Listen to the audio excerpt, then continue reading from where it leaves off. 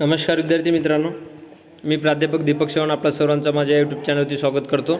आजच्या या विशेष लेक्चरमध्ये आपण बघणार आहोत संत गाडगेबाबा अमरावती विद्यापीठामधील BCom सेकंड इयरच्या चौथ्या सेमिस्टरमधील अत्यंत महत्त्वाचा विषय फायनान्शियल सिस्टीम, भारतीय वित्त व्यवस्था या घटकावरचा आपण लेक्चर बघणार आहोत।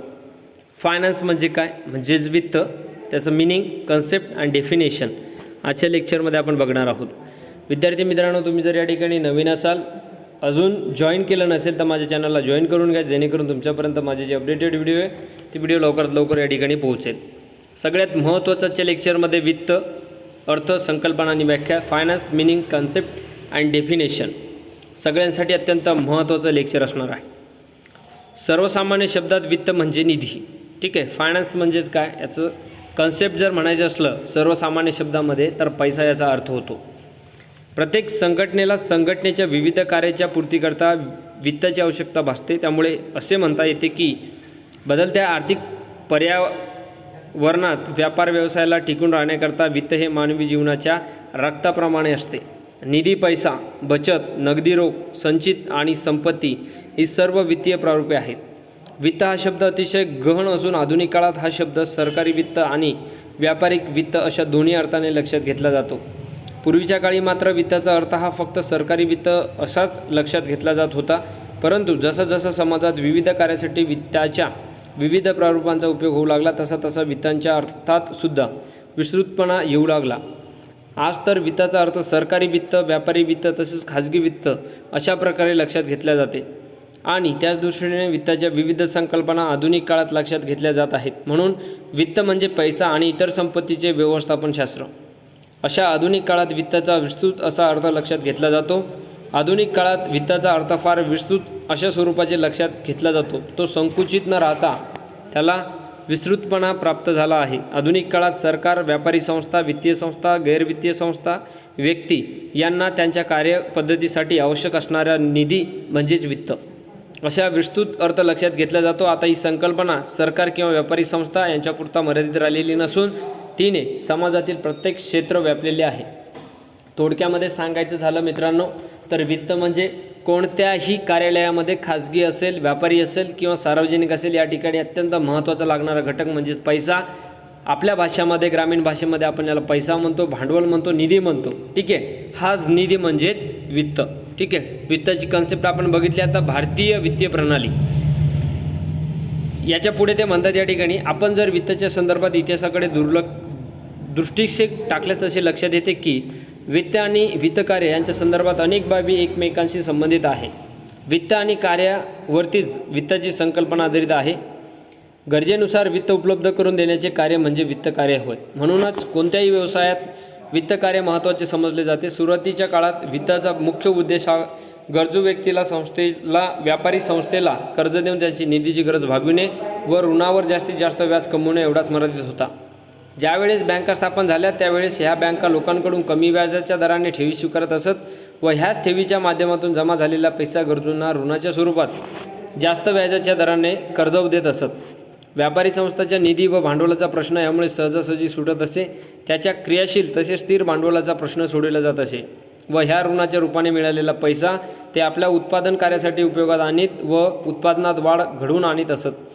व्यापारी संस्थेमध्ये अशा रीतीने निधी म्हणून गुंतवलेली रक्कम म्हणजे वित्त अशी संकल्पना फार वर्षापूर्वी रूढ झालेली आहे। कालांतराने व्यापारी संस्थांनी नाणे बाजार आणि भांडवल बाजारांची स्थापना घडवून आणली, त्या बाजाराचा विकास व विस्तार घडवून आणला। व्यापारी बँकेसोबतच निधीच्या हस्तांतरणासाठी विविध व्यावसायिक कंपनी आणि संघटना यांनी ऋण देण्याचा व घेण्याचा व्यवसाय प्रारंभ केला व त्याच्या माध्यमाने सरकार, औद्योगिक उपक्रम, व्यापारी कंपनी, खाजगी संस्था, व्यक्ती यांना विविध मार्गाने भांडवल पुरवठा करून अशा संस्थांच्या भांडवलाचा प्रश्न सोडवला गेला। ह्या निधी, पैसा, नगदी रोख, संचित आणि संपत्ती यांचा उपयोग होत असल्यामुळे ह्या भांडवलाला वित्त असे म्हणता येते। बचती आणि गुंतवणूक ह्या दोन्ही बाबी एकमेकांशी अतिशय घनिष्ठतेने संबंधित आहेत। गुंतवणुकीकरता वित्ताची गरज असते आणि बचतीतून वित्ताची निर्मिती होत असते। बचत एकत्र करून त्याचा उपयोग भविष्यकालीन गुंतवणुकीसाठी करायचा असल्यास त्या पैशाच्या मात्रेत व्यक्त केल्या जातात। पैशाच्या मात्रेत व्यक्त करण्यात आलेली एकूण बचतीलाच वित्त असे म्हणतात। ह्याच पद्धतीच्या पर्यायाने पैशाच्या सहाय्याने समाजातील भौतिक किंवा वस्तुनिष्ठ भांडवलाचे वित्तीय भांडवलात परिवर्तन होते। वित्ताच्या द्वारे सरकार विविध प्रकारची विकासाची व विस्ताराची कामे करू शकते. त्याचबरोबर व्यापारी व औद्योगिक संस्था भूमी, कच्चा माल, इमारती, यंत्रसामुग्री, उपकरणे खरेदी करू शकतात. तसेच कामगारांचा मोबदला देऊ शकतात. नवीन उपक्रमी नवीन उद्योगधंद्यांची स्थापना करू शकतात. तर सर्वसामान्य व्यक्ती आपल्याला जीवनावश्यक व चैनीच्या वस्तू खरेदी करू शकतात. तसेच आपला जीवनावश्यक खर्च भागवू शकतात. पैसा आणि वित्त यामध्ये मात्र निश्चितच फरक आहे. पैसा आणि वित्त या दोन्ही बाबी समान कार्य करत असल्याचे दिसत असले तरी पैसा आणि वित्त यामध्ये निश्चितच फरक आहे. पैशातून बचत निर्माण होतात आणि एकूण बचतीमधून वित्ताची निर्मिती होते. पैसा हे वित्त निर्माण करण्याचे साधन आहे. अंतिमरित्या मुद्राच्या पुटकळ प्रारूपाला पैसा असे म्हटले जाते, तर मुद्रेच्या एकसंघीय प्रारूपाला वित्त असे म्हणता येते. अर्थात वित्ताचा मूळ आधार हा मुळी पैसा आहे. पैसा एकत्रित झाल्याशिवाय वित्ताची संकल्पनाच अस्तित्वात येऊ शकत नाही. म्हणून वित्त ही पैशाची व्यापक अशी संकल्पना आहे. पैशाच्या एकत्रित स्वरूपालाच वित्त असे म्हटले जाते. अशा रीतीने एकत्रित गोळा झालेला पैसा जेव्हा विकास किंवा उत्पादन कार्यासाठी उपयोगात आणला जातो तो वित्ताचे स्वरूप धारण करतो. वित्ताच्या व्यवस्थित व शास्त्रबद्ध उपयोगामुळेच उत्पादनाचे तसेच विकास आणि विस्ताराचे कार्य व्यवस्थितपणे कार्यकुशलतेने चालत असते. वित्ताचा अर्थ वित्ताच्या खालील वाक्यावरून स्पष्ट होईल. वित्ताची संकल्पना आपण बघितली. आता वित्ताचा अर्थ आणि वित्ताची काय व्याख्या आहे ते आपल्याला या ठिकाणी बघायचे आहेत. तर या ठिकाणी पहिली जी व्याख्या आहे ती आहे, वित्त म्हणजे मुद्रा आणि संपत्तीचे शास्त्रोक्त व्यवस्थापन होय. वित्त म्हणजे पैसा, अधिकोषण, गुंतवणूक आणि कर्ज यांचे व्यवस्थापन होय. सरकार आणि सार्वजनिक क्षेत्र यांच्या वित्तीय संसाधनाचा निधीचा स्रोत व उपयोग म्हणजे वित्त. वित्त म्हणजे निधी आणि भांडवल यांचा पुरवठा. वित्त म्हणजे सरकार आणि सार्वजनिक क्षेत्र यांना होणारा ऋणाचा पुरवठा. आणि शेवटची व्याख्या आहे, वित्त ही एक अर्थशास्त्रीय बाब असून ती उपलब्ध संसाधनाची विभागणी तसेच संसाधनाची व्यवस्थापन, लाभ प्राप्ती आणि गुंतवणूक यांच्याशी संबंधित आहे. सोप्या भाषेत वित्त हे पैसा आणि बाजारपेठ यांच्याशी संबंधित अशी बाब आहे. त्यानंतर 6, कर्जरोखे आणि भाग यांची विक्री आणि निर्गमन करून उपलब्ध करून घेण्यात आलेला पैसा म्हणजे वित्त. ठीक आहे, हे वित्ताची संकल्पना आणि व्याख्या बघितली. आता वित्ताची लक्षणे आपल्याला बघायची आहे की वित्ताची लक्षणं काय आहे. Features of finance. ठीक आहे, वरील विवेचनावरून हे लक्षात येते की वित्त हे सरकारच्या विकास कार्याचा तसेच व्यवसायाच्या व्यावसायिक कार्याचा मूलभूत आधार आहे.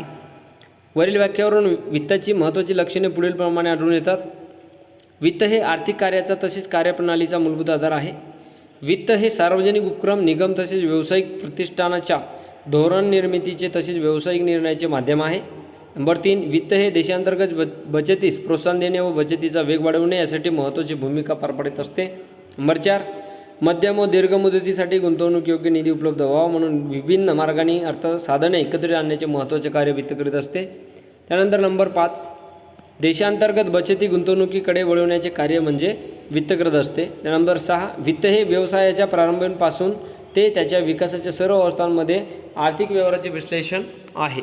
नंबर 7, वित्त हे उपक्रमाच्या लाभांशाचे निर्धारण झाल्याचे जिजेचे मोजमाप तसेच संचित कोशाच्या संबंधित क्रियांचा वाहक आहे.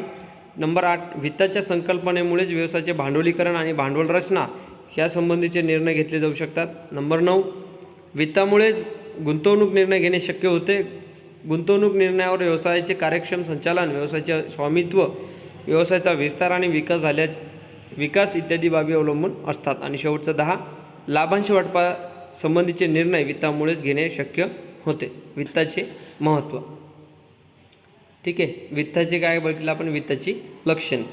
आता वित्ताची महत्त्व, फंक्शन्स ऑफ फायनान्स किंवा इम्पॉर्टन्स ऑफ फायनान्स. ठीक आहे, वित्ताची कार्य किंवा वित्ताचे महत्त्व.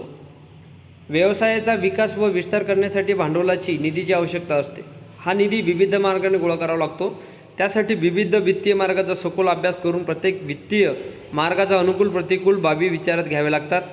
त्याचबरोबर त्यापासून होणारे फायदे तोटेसुद्धा तपासून पाहावे लागतात. कारण वित्त मार्गाची योग्य निवड हा व्यवसायाच्या यशस्वीतेचा एक मार्ग असतो. वित्त कार्याची यशस्वीता ही वित्त मार्गाच्या योग्य निवडीवर आणि योग्य नियोजनावर अवलंबून असते. व्यवसायात निधी प्राप्त करणे म्हणजे महत्त्वाचे नसते, तर त्या निधीचा योग्य प्रकारे उपयोग करणे हे देखील तितकेच किंबहुना त्यापेक्षाही जास्त महत्त्वाचे आहे. व्यवसायाच्या विकासासाठी निर्माण करण्यात आलेल्या निधीचा योग्य उपयोग करून घेण्याच्या दृष्टीने व्यवस्थापकाला गुंतवणुकीसंबंधी निर्णय, वित्तीय स्वरूपाचे आणि लाभांशाबाबतचे निर्णय घ्यावे लागतात. हे निर्णय घेण्याकरता वित्त विश्लेषण महत्त्वपूर्ण योगदान देत असते. व्यवसायाच्या विविध बाबीशी व्यवस्थापनाने वेळोवेळी घेतलेले सर्व प्रकारचे निर्णय संबंध वित्त कार्याशी संबंधित आहे.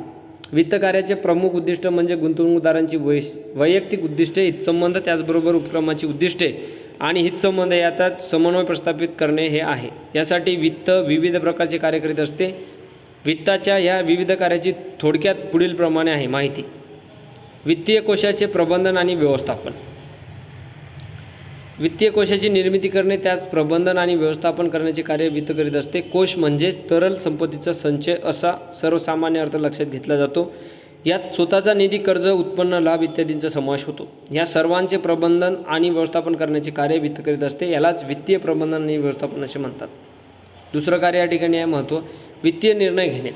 प्रत्येक व्यक्तीला तसेच उपक्रमांना आपल्या आर्थिक गरजा पूर्ण करण्यासाठी वित्ताची आवश्यकता भासते. ह्यासाठी प्रत्येक व्यवसायाला, सरकारला, व्यक्तीला आर्थिक नियोजन करावे लागते. आर्थिक नियोजनाचा महत्त्वाचा पैलू वित्त हा आहे.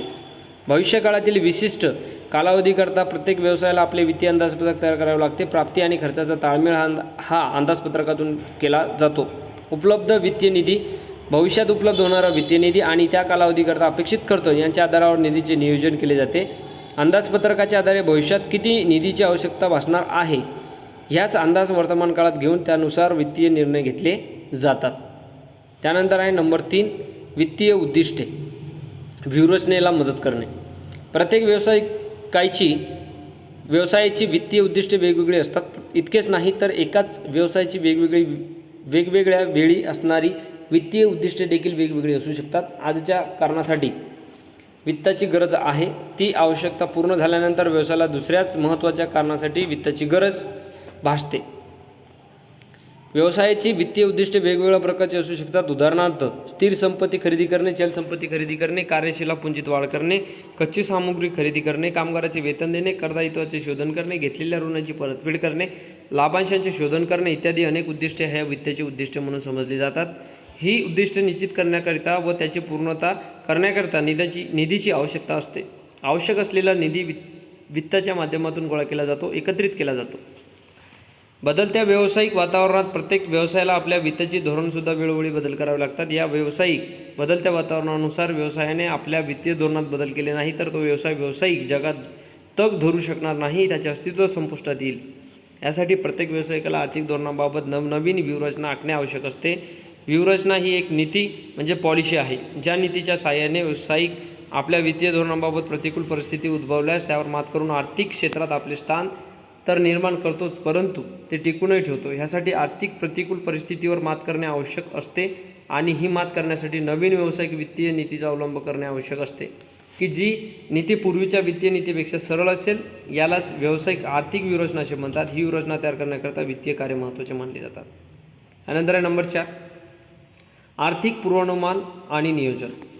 भविष्यकाळातील अंदाज हे नियोजनाचा आधार आहे. नियोजन हे भविष्यकालीन परिस्थितीची कल्पना करणे आणि त्यांना मूर्त स्वरूप देण्यासाठी आवश्यक त्या व्यवस्था करण्याचे कार्य आहे, जे पूर्वानुमानाच्या आधारे केले जाते. पूर्वानुमान म्हणजे भविष्यकालीन अंदाज बांधणे. नियोजनामुळे भविष्यकालीन अंदाज बांधले जातात आणि ते साध्य करण्यासाठी मार्ग शोधले जातात. बांधण्यात आलेले अंदाज हे पूर्वानुमानावर आधारित असतात. आर्थिक पूर्वानुमानासाठी वित्त हा घटक अतिशय महत्त्वाचा ठरतो. वित्ताची प्राप्ती आणि त्याच्या व्यवसायातील उपयोग म्हणजेच खर्च ह्या दोन्ही घटकावर म्हणजेच पूर्वानुमान आधारित असते. अशा प्रकारे व्यवसायातील भविष्यकाळातील वित्ताची प्राप्ती आणि त्याचा उपयोग यामध्ये वित्त हे महत्त्वाची भूमिका बजावत असते. वित्ताच्या अभावी वित्तीय पूर्वानुमान करणे शक्य नाही. वित्तीय पूर्वानुमान केल्यानंतर त्यासंबंधी योग्य तो निर्णय झाल्यानंतर त्याचे नियोजन करणे सुद्धा आवश्यक असते. कोणकोणत्या मार्गाने वित्त उपलब्ध होणार आहे आणि त्याचा कोणकोणत्या कारणासाठी उपयोग केला जाणार आहे, तो कसा व केव्हा केला जाणार आहे, या सर्व बाबी नियोजनात येतात. त्यानंतर नंबर 5, गुंतवणुकीचा निर्णय. उपलब्ध निधीची गुंतवणूक करून त्यातून संपत्ती निर्माण करणे हे प्रत्येक व्यवसाय संघटनेचे उद्दिष्ट असते व ते प्रत्येक व्यवसाय संघटनेसाठी आवश्यकता असते. उपलब्ध निधीतून कोणती संपत्ती प्राप्त करण्यासाठी किंवा निर्माण करण्यासाठी भांडवलाची गुंतवणूक करावी हे प्रत्येक व्यावसायिक संघटनेला ठरवावे लागते. योग्य गुंतवणुकीवर व्यवसायाचे कार्यक्षम संचालन, व्यवसायाचा विकास, विस्तार, व्यवसायाचे स्थायित्व इत्यादीबाबत अवलंबून असतात. निधीची गुंतवणुकीबाबत निर्णय घेण्याकरता चल अनुपात म्हणजे करंट रेशिओ, स्वामित्व अनुपात प्रोप्रायटरी रेशिओ, स्थायी संपत्ती अनुपात फिक्स असेट रेशो, नियोजित पुंजीवर पत्त्या रिटर्न ऑफ कॅपिटल एम्प्लॉय स्वामित्व पुंजीवर प्रत्यय रिटर्न ऑफ नेट फंड, साम्य पुंजीवर प्रत्यय रिटर्न ऑफ इक्विटी कॅपिटल, प्रतिअंश आय अर्निंग पर शेअर, चलन अनुपात ऑपरेटिंग रेशो, पुंजी मिलान अनुपात कॅपिटल ब्रिंग रेशो अशा विविध प्रकारच्या वित्तीय अनुपाताचा आधार घेतला जातो. आणि नंतर आहे 6 लाभांशासंबंधी निर्णय. प्रत्येक व्यवसायाच्या उपक्रमाचे मुख्य उद्दिष्ट नफा कमविणे हे असते. व्यवसायाच्या प्राप्त उत्पन्नातून खर्च वजा केल्यावर उर्वरित रक्कम म्हणजे त्या व्यवसायाचा नफा असतो. वास्तविक पाहता ह्या नफ्यावर भागधारकांना अधिकार असतो, ह्यामुळे हा नफा भागधारकांमध्ये वितरित करणे आवश्यक असते. परंतु व्यवसायाच्या विकासाच्या योजना कार्यान्वित करण्याकरिता ह्या लाभातील काही भाग ह्यासाठी वापरला जातो व व्यवसायाच्या विकासाकरिता नफ्यातील काही भागांची पुनर्गुंतवणूक केली जाते. अशा वेळी लाभांपैकी किती भाग व्यवसायात गुंतवायचा आणि किती भाग भागधारकांमध्ये वितरित करायचा याचा निर्णय वित्तीय व्यवस्थापनाद्वारे घेतला जाते. भागधारकांना योग्य त्या प्रमाणात नफ्याचे वाटप करून त्यांच्या हितसंबंधाचे रक्षण करणे तसेच नफ्यातील काही भाग व्यवसायाच्या विस्ताराकरता उपयोगात आणणे अशा ह्या दोन्ही बाबींमध्ये समन्वय घडवून आणणे हे वित्तीय व्यवस्थापनाचे महत्त्वाचे कार्य मानले जातात. त्यानंतर आहे नंबर 7 वित्तीय कोशाचा विस्तार. व्यवसायाच्या वित्तीय कोशाचा विस्तार करण्याचे कार्यसुद्धा वित्त करीत असते. ह्या कार्यात वित्त अतिशय महत्त्वाची भूमिका पार पडत असते. वित्तीय कोशाच्या विस्ताराकरिता नवीन भागाची विक्री, नवीन ऋणपत्राची निर्गमन, कर्ज घेणे इत्यादी कार्य करावे लागतात. व्यवसायाची लाभक्षमता, सांपत्तिक स्थिती, इतर वित्तीय संस्थांकडून मदत मिळण्याची शक्यता इत्यादी बाबी विचारात घेऊन वित्तीय कोशाचा विस्तार केला जातो. त्यानंतर आहे नंबर 8 विविध वित्तीय संस्थांची तडजोड घडवून आणणे. व्यवसायाला वेळोवेळी वित्ताची गरज भासते. व्यवसाय ही गरज विविध मार्गांनी पूर्ण करीत असते. दीर्घ मुदतीसाठी भागांची विक्री, ऋणपत्रांची विक्री, बंद विक्री अशा मार्गांचा अवलंब करावा लागतो. व्यवसायाला ज्याप्रमाणे दीर्घ मुदती वित्ताची आवश्यकता भासते त्याचप्रमाणे व्यवसायाला अल्पमुदतीची वित्ताची सुद्धा आवश्यकता भासते. अल्पमुदती वित्ताची गरज स्वतःजवळचा निधी उपयोगात आणून भागविला जातो. परंतु स्वतःचा निधी विकास आणि विस्ताराच्या योजनेसाठी कमी पडत असेल तर व्यवसाय वित्ताची ही गरज विविध वित्तीय संस्था, बँका आणि सार्वजनिक गुंतवणूकदारांकडून कर्ज घेऊन भागवित असतात. यासाठी वित्तीय संस्था, बँक आणि सार्वजनिक गुंतवणूकदार यांच्याशी कर्जाच्या बाबतीतील नियम व अटी याबाबत चर्चा करून तडजोड घडवून आणण्याच्या कार्यात वित्तीय प्रणाली अतिशय महत्त्वाची भूमिका बजावत असते. विविध वित्तीय संस्था आणि व्यवसाय यांच्यामध्ये समन्वय घडवून आणण्याचे कार्य वित्तीय प्रणाली करत असते. वित्तीय उपयोगितेचे मूल्यमापन. व्यवसायाला विविध मार्गांनी पर्याप्त निधी प्राप्त झाल्यानंतर ह्या निधीच्या गुंतवणुकीचे नियोजन करून निर्णय घेतले जातात. वित्ताच्या नियोजनाबाबतचे म्हणजेच व्यवसायातील विविध क्षेत्रातील आवंटनाबाबतचे निर्णय घेतल्यानंतर उपलब्ध निधी त्या क्षेत्रात गुंतवला जातो. निधीच्या गुंतवणुकीचे नियोजन करीत असताना व त्यासंबंधीचे निर्णय घेत असताना उद्योग संस्थेची लाभाकरता स्पर्धेला तोंड देण्याची क्षमता, उत्पादन प्रक्रिया, अपेक्षित उत्पन्न आणि मिळकत ह्या सर्व बाबीचा विचार करून निधीचे त्या कार्यासाठी वितरण करण्यात येते.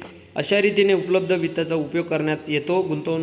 गुंतविलेल्या निधीमुळे किती प्रमाणात प्रत्यय मिळाला याचे मूल्यमापन करणे आवश्यक असते. निधीचे मूल्यमापन केल्यानंतर गुंतवलेल्या निधीचे कितपत उद्दिष्ट साध्य केले जाऊ समजू शकते. ह्या मूल्यमापनासाठी वित्तीय व्यवस्थापन महत्त्वाची भूमिका पार पाडत असते. त्यानंतर आहे नंबर 10 वित्तीय बाजारातील विविध घटकांमध्ये संबंध प्रस्थापित करून दृढ करणे. वित्तीय बाजारातील विविध घटक कार्यरत असतात, जसे बँका, इतर वित्तीय संस्था, गैर वित्तीय संस्था, प्राथमिक बाजार, दुय्यम बाजार, स्कंद विपणी इत्यादी. ह्या सर्वांशी व्यावसायिक संस्थेचा वित्तीय बाबीसाठी संबंध निर्माण झालेला असणे आवश्यक असते. व्यावसायिक संस्थासुद्धा ज्याप्रमाणे वित्ताशी संबंधित आहे त्याचप्रमाणे बँका, इतर वित्तीय संस्था, गैरवित्तीय संस्था, नाणे बाजार, प्राथमिक बाजार, दुय्यम बाजार हे सुद्धा वित्ताशी संबंधित आहे. दोघांचेही संसाधन वित्त हेच असल्यामुळे या वित्ताच्या माध्यमातूनच व्यावसायिक संस्थांचे अशा विविध वित्तीय संस्थांशी संबंध प्रस्थापित होतात व कालांतराने दृढ होतात. अशा रीतीने वित्त विविध प्रकारची कार्य करीत असते. वित्ताच्या या विविध कार्यामुळेच अर्थव्यवस्थेत वित्ताला महत्त्व प्राप्त होऊन आर्थिक व्यवस्थेत वित्ताचे अनन्यसाधारण महत्त्व आहे. वित्त हे आर्थिक जीवनाचा एक महत्त्वपूर्ण आधारस्तंभ आहे असे समजले जाते. कोणत्याही व्यावसायिक वित्ताच्या आधारावरच आपल्या व्यवसाय संबंधीचे निर्णय घेत असतो. उत्पादन साधनांचा मोबदला हा वित्ताच्या सहाय्यानेच देण्यात येतो. वित्त हे व्यवसायाच्या उत्पन्नाच्या आर्थिक व्यवहाराचे नियोजन करून नियंत्रण करीत असते. आर्थिक व्यवहाराचे व्यवस्थापन सुद्धा वित्तामुळे शक्य झाले आहे. वित्त हे आर्थिक व्यवहाराचे नियंत्रण करून उद्योगाचे यशस्वी संचालन करण्यास प्रेरणा देते. अशा प्रकारे आपण आजच्या लेक्चरमध्ये बघितलं वित्त म्हणजे काय, वित्ताची व्याख्या, वित्ताची संकल्पना, वित्ताचे महत्त्व किंवा कार्य. विद्यार्थी मित्रांनो, तुम्हाला जर या व्हिडिओबद्दल काही अडचण असेल तर डिस्क्रिप्शन बॉक्समध्ये मी माझा व्हॉट्सअप नंबर दिलेला आहे, तुम्ही मला त्याच्यावर संपर्क साधू शकता किंवा कमेंट बॉक्समध्ये तुम्ही मला कमेंट्स करू शकता. आणि हो, जाता जाता जर तुम्ही माझ्या चॅनलला नवीन असाल, अजून माझ्या चॅनलला सबस्क्राईब केलं नसेल तर चॅनलला सबस्क्राईब करून घ्या, जेणेकरून तुमच्यापर्यंत माझी जी अपडेटेड व्हिडिओ आहे ती लवकरात लवकर पोहोचेल. भेटूया अशाच नवीन व्हिडिओमध्ये. तोपर्यंत जय हिंद, जय महाराष्ट्र.